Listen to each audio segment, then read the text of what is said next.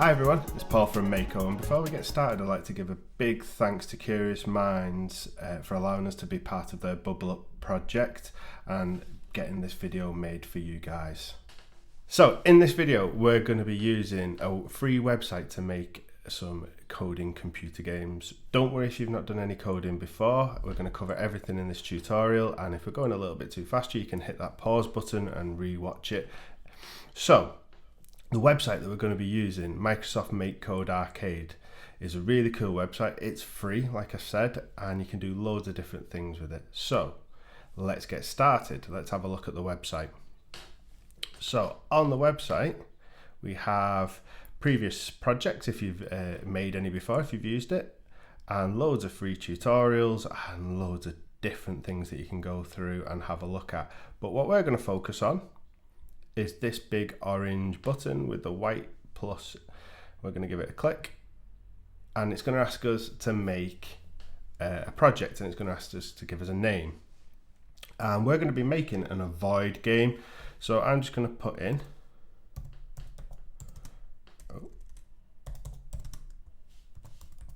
avoid game.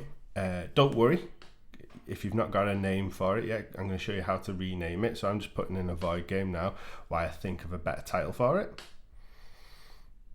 And then once you've done that, we're going to click on this green create button, and then it'll load our screen with loads of different categories of coding. And then we've got our workspace here, and then we've got our demo example of what our game will look like on this side where I'm moving the cursor.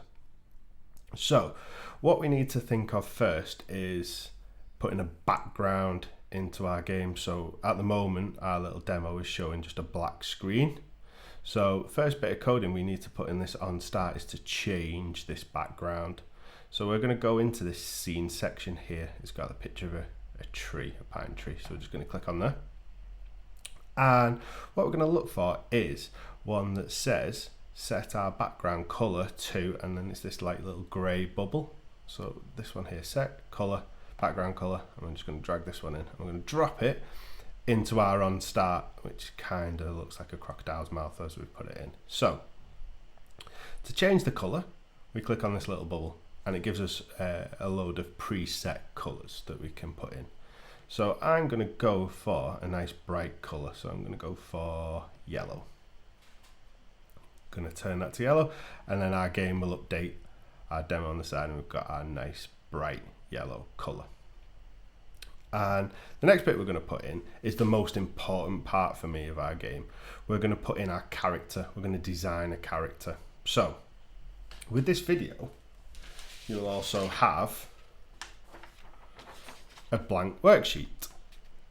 So I've created myself on this worksheet as a little bit of an example and a little bit for me to work from. So what we're going to do is, if you've done this already, fantastic. If not, pause the video and then create it and then come back. So once you've done that, we're going to go into the sprite section. This is where we're going to get our hero block from. We're going to be able to create our character, and our character is this top one here that says set my sprite to sprite, and it's a square of kind player. So it's this big red and blue one here. I'm going to click on it and I'm going to drag that in. So once we've put our block in, we've got two jobs to do that we can do. So we can rename our character and we can create our character with this square. So if we click on the create, it loads our canvas where we can design the character that we might have drawn. Or if you are struggling, at the top we've got the word that says editor and then gallery. If we click on gallery, it loads loads of preset characters that you could click on, you can choose, and you can edit to make it look like your character if you're struggling to create one. But I'm going to go to the editor and I'm going to recreate mine. Okay, I'm going to recreate myself. So let's go over some of the tools that we'll need, and the tools and colors are along the left hand side. So we have our pencil here, which is the top, and we can see that's highlighted because it's got a white box around it. So that's our pencil. Next to the pencil is the erase tool, so that's our rubber. So if we make any mistakes, we can rub them out. If you are struggling to draw shapes, we've got a shape tool next, which is our square and rectangle one. So if I, for example, I've got it selected so I can draw and drag a perfect rectangle. So that's that shape tool. The next to the shape tool is the fill tool. So if I change a different color, I can fill the middle of that with the color that I've selected. Next row down, we've got another shape tool, which is a circle. Same again, if you click and drag, it will then draw a circle. Got another draw tool, which is our line tool, which draws straight or diagonal or vertical, whichever you need. That's our nice one. My favorite tool is the Mako tool, which allows us, if we highlight something that we've drawn, we can then move it. So if you've drawn something and it's not quite in the right place, you can highlight around it and then you can move it around on your screen. And the last one is just our hand, so we can pick and move our canvas. Okay. And underneath is we've got all our colors. The best question that we always get asked is, can we change those colors? And we can't, unfortunately. You have to use these preset colors that are here. So on our sheet, I've made sure that we've got all the same colors that are on this website. So another really good tip is down at the bottom, we've got our undo and redo buttons. So if you don't want to clean and erase your canvas, you can just use the undo button and it'll take it back. Okay, so I'm going to get started with drawing my character and creating my character on the screen. What you can do is, if you're doing this along with me, you can hit pause right now and then fast forward to when I've finished my character and you've finished yours.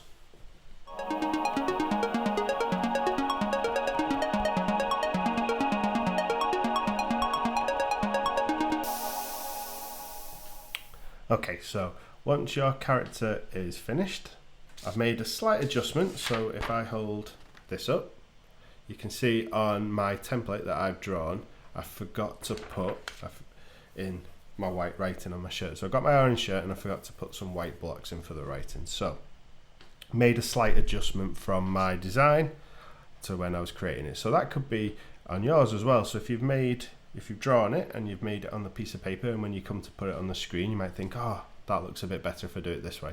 So you can make changes. That's just there to help guide you. So once you're happy with your design, you're going to go to the bottom of your screen and there's a big green button at the bottom right hand side that says done. You click that done button and then that will throw your character that you've designed into your demo. Okay, and the next thing we need to do is where it says my sprite, we need to click on this little drop down and we're going to rename this variable just to help us when we're starting to put more coding in to have a look at what links to what and we make no mistakes. So this character is me, so I'm going to give it my name.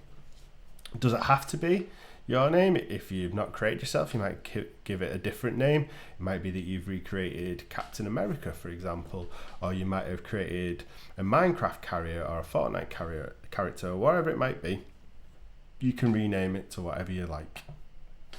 So now it says set Paul to sprite of kind and player. So we know this is our hero, this is our main character. Okay, and at the moment, if I move the directional block, nothing happens. Okay, my character doesn't move. We need to put in some coding that allows that character to move. And we find that in the controller section here. So if we go into this and then we click this one, move my sprite with buttons, and then it's got a white plus sign. So I'm going to drag that one in and we're going to put this one in. And we will find that there is a little error that occurs. We get a little warning sign here. And that means this variable doesn't exist because we've renamed it. So if we click on the drop down and find our character name that we've named it. So I called it Paul. Click on it. Our little warning sign goes, and we should now be able to move our character around the screen. If you click the plus button, these numbers here, the velocity, allows us to change how fast you want your character to move. I like keeping it at 100 because it's an avoiding game, so you want to give your character the best chance of avoiding objects. So you can leave them at 100.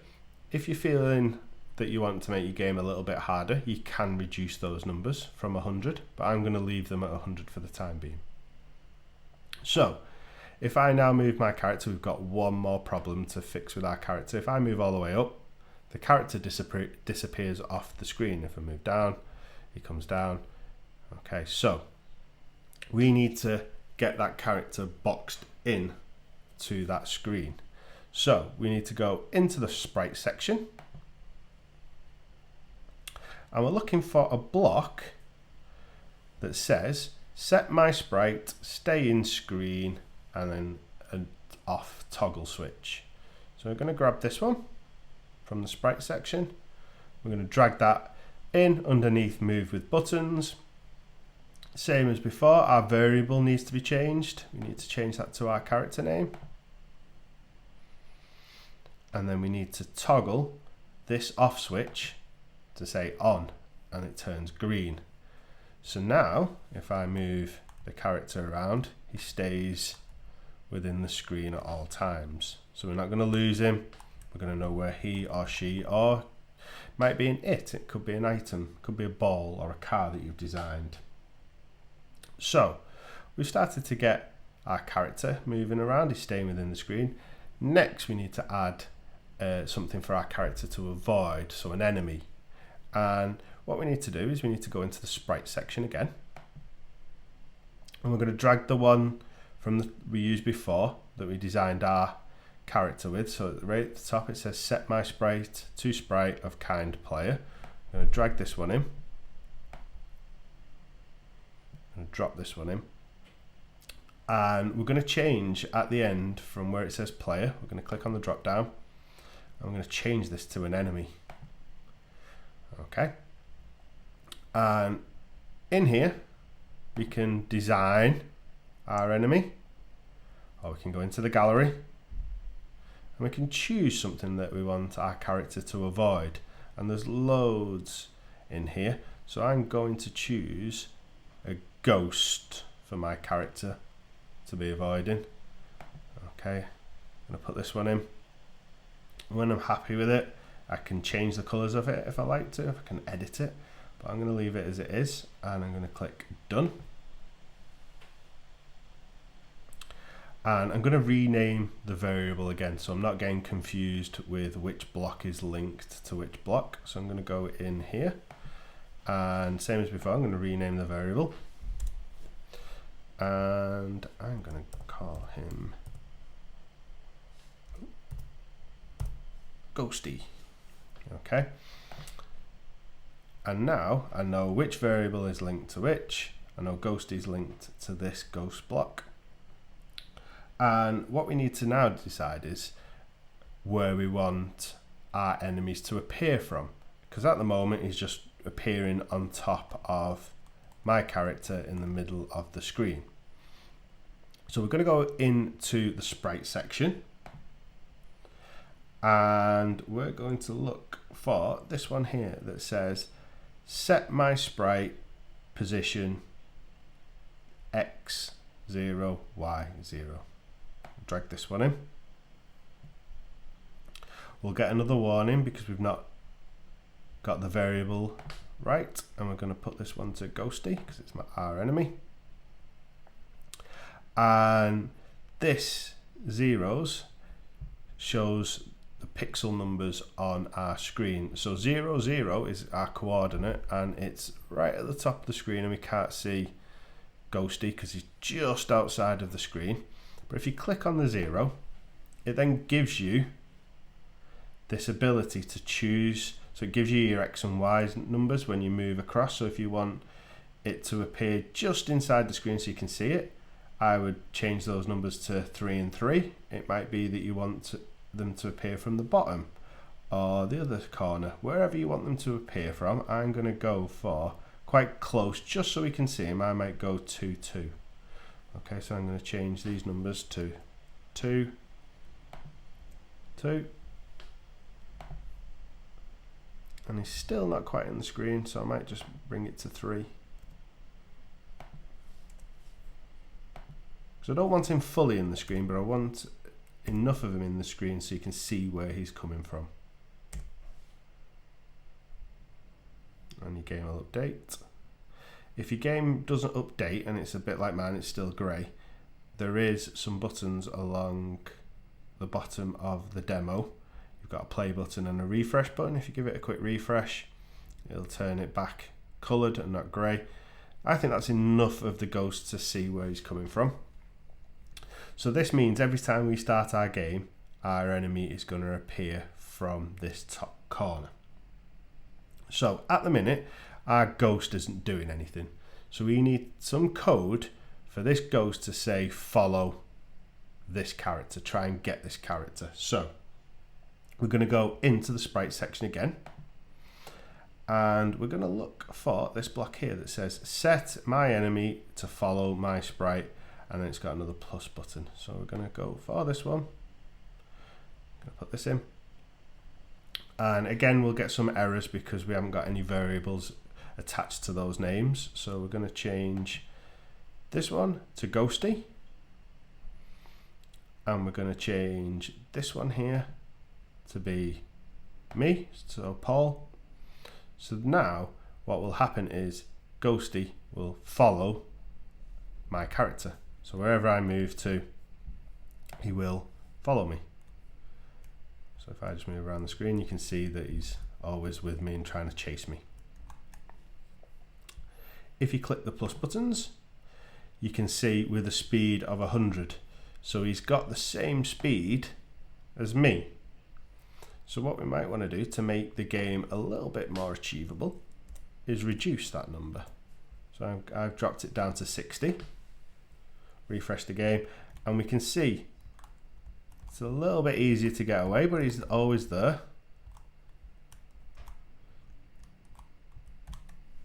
So we might increase it. You might think that's a little bit too easy, so you might go 70 instead of 60.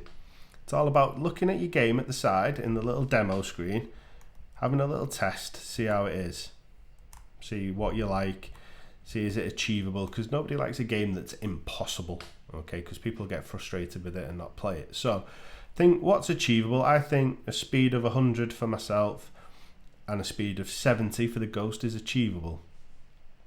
So what we need to do now is set a time limit. Okay, we want a time limit for this game, so you've got to avoid that enemy for a set amount of time. So what we're going to do is we're going to go into this info section here, and we're going to click on this info section, and we're going to scroll down, and we've got one here that says start countdown, and it's got 10 seconds already in it. So we're going to scroll down, we're going to put this one in. And again, we're going to think of what's achievable for the game. And I'm going to say 30 seconds. Okay, so it doesn't have to be 30 seconds. You might think, I want to challenge my people playing this game, and I'm going to put a minute. So I'm going to put 60 seconds in there. It's completely up to you. I like 30 seconds as a nice challenging time of trying to avoid the ghost.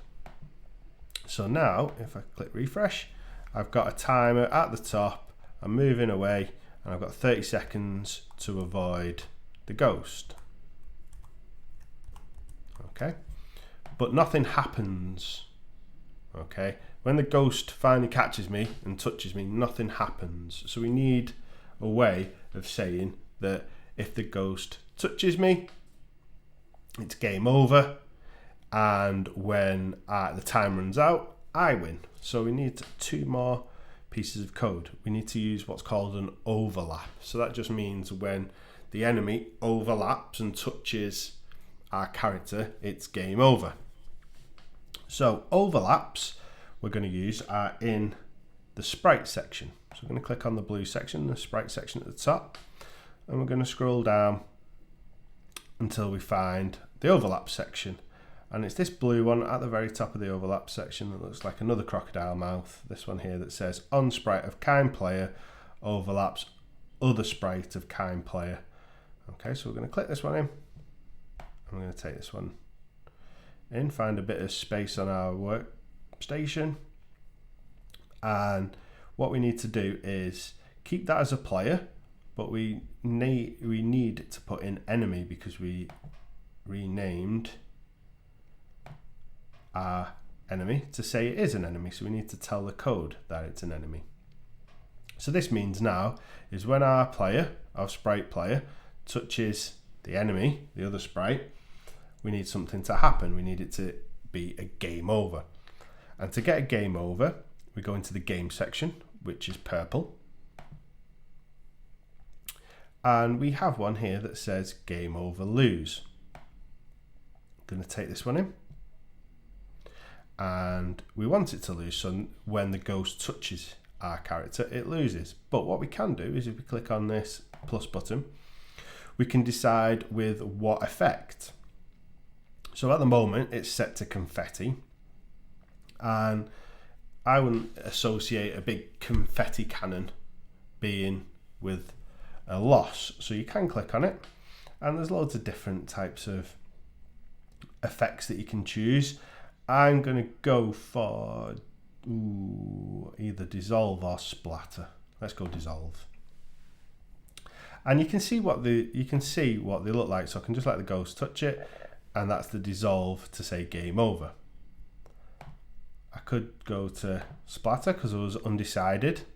Press refresh, see what happens. I'm going to stick with dissolve. I liked that effect a bit better. So now we've got a way of losing the game. So we've got our game over. So we need a win. And what we need to do is we need to go into the info section. And this time on the countdown section, we've got one that says on countdown end. Okay, so if we drag this one in, and this time we're going to go into the game section. We're going to get another game over. We're going to drag this one in, and this time we're going to flip that toggle to say win. Click the plus button and then choose which type of effect. Same as before, I'm going to go for smiles. So this time, see how good I am at my own avoid game, and I put myself in a corner to lose. So have a little play around, like I say, as you're testing, as you're making your game, keep testing. So I'm going to just reduce that speed a little bit of my ghost, because as I'm playing it, even though I thought before the overlap was in, I thought that that speed was appropriate, but having a little play in it now that all the coding is in, it's become a little bit unachievable. So I think that speed difference is perfect. So I dropped my speed down to 50, but you might drop it down a little bit more after testing it. So what I'm going to do now is that's the basic coding for our game. Our game works. We've tested it, it works. But there's loads of different things that we can add into that game. There's loads of different types of extension exercises that you can put in there. So one of my questions is, how can we change the background? Okay, is there any blocks in here so we can have a different background rather than it just being a coloured background? Can we create a background? What to think about is with the enemy is how can we make the game harder? Okay, so we've talked about using the speed and changing the speed, but could we find some coding that the enemy just doesn't appear in the same place each time? So he after a certain amount of time, does he spawn up for another place? Or do we have multiple enemies coming in? All this can be added through this coding blocks at the side here. So all that coding that have just been, all those ideas, all these coding bits are in here. Okay, you can do it if you just have a little look, and you can always try it, and if it doesn't work, take that block out, try something else, and just keep going back to it, trying different things, adding things. If it works, cool. If it doesn't, take it out. With this website, it's really, really, really cool that we can share. We can keep the URL codes, we can publish it, and we can share it with everyone, or we can just go back to it and carry on working on it at a later time. And that is with this share button at the top here. If we click that share button, we can rename our game. So we can call it whatever we like. So I'm going to put in, because I named the character, I made the character me.